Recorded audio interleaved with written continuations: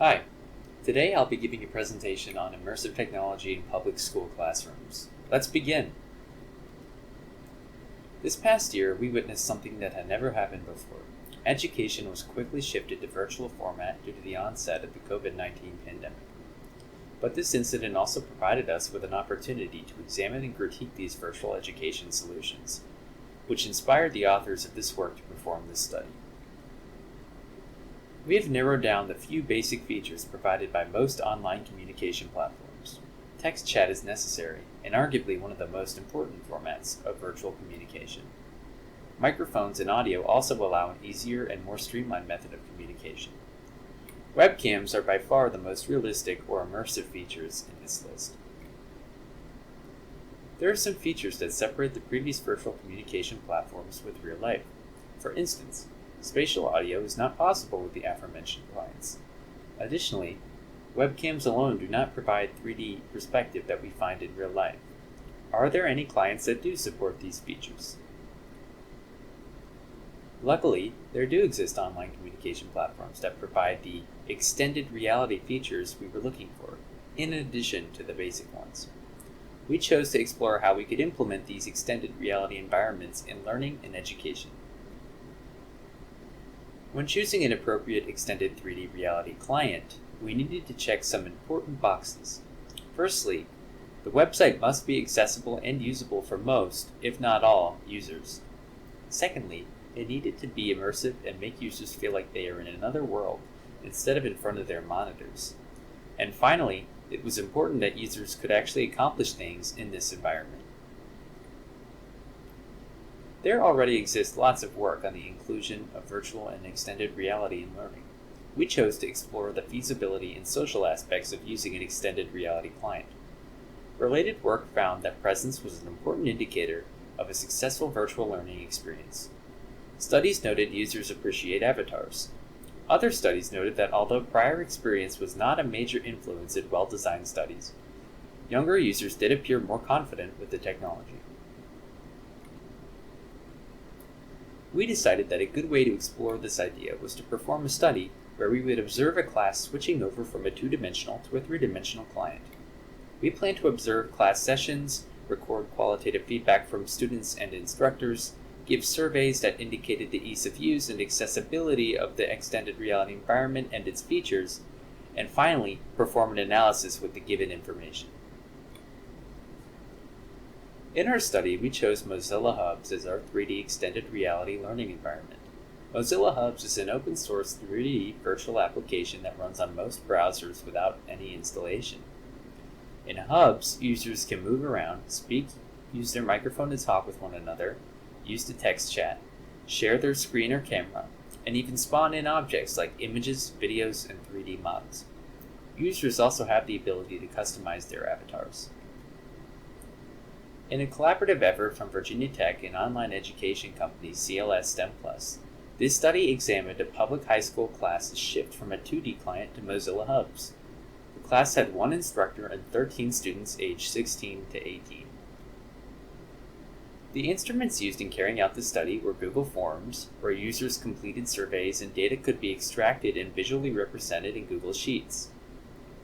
In these surveys, users provided feedback regarding accessibility to Hubs, the ease of use of features, and any other general feedback about the experience. The main 11 features we examined in Hubs that we chose to examine were audio, navigation, chat, drawing, text objects, sharing files, selfie camera, presenting, microphone, exploring the environment, and interacting with others. Some feedback from the instructor included, "I had a 3D moment. Customized avatars beat the streaming camera. You are empowered using Hubs rooms, and they are faster picking this up than I am." This feedback indicates that he was thoroughly immersed in the Hubs environment and was satisfied with the experience. Student feedback included, "It was very interactive. I liked how you could personalize avatars. It was better than Zoom and much more fun than an ordinary call, and it feels more like a classroom."